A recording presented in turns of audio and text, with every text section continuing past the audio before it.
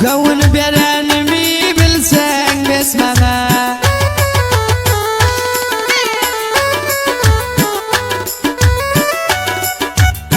Tavlinçem senin bilen boldursa, kaygı gamsız tayanına geldirse, İşkın kebap edip beni öldürse, gavun berenimi bilsen besmana.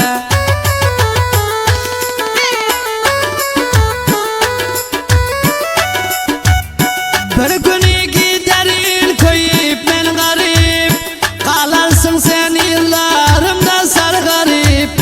Ölsem armanım yok devranım sürüp, sen deyip yürenimi bilsen besmana.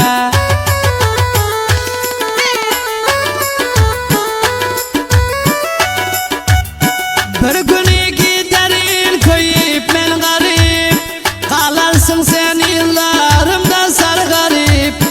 Ölsem armanım yok devranım sürüp, sen deyip yürenimi bilsen besmana.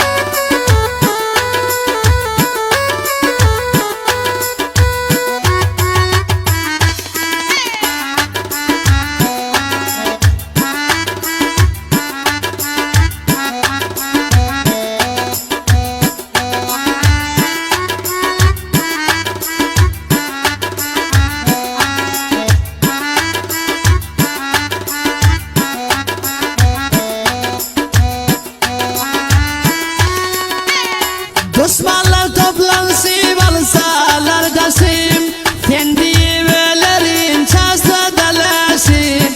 Teyyanımı bilsen yeter kayışım, kendi evlenimi bilsen besmana.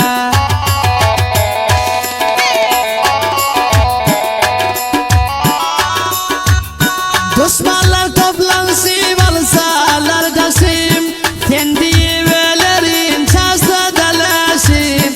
Teyyanımı bilsen yeter kayışım, kendi belenimi bilsen besmana.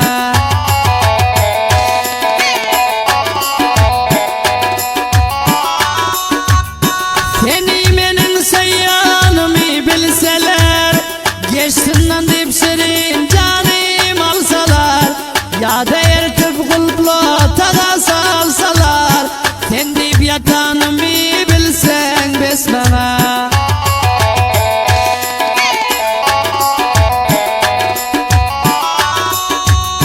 Nakibullah yazdım onu permayes, sensiz ötmez damağımdan anuas.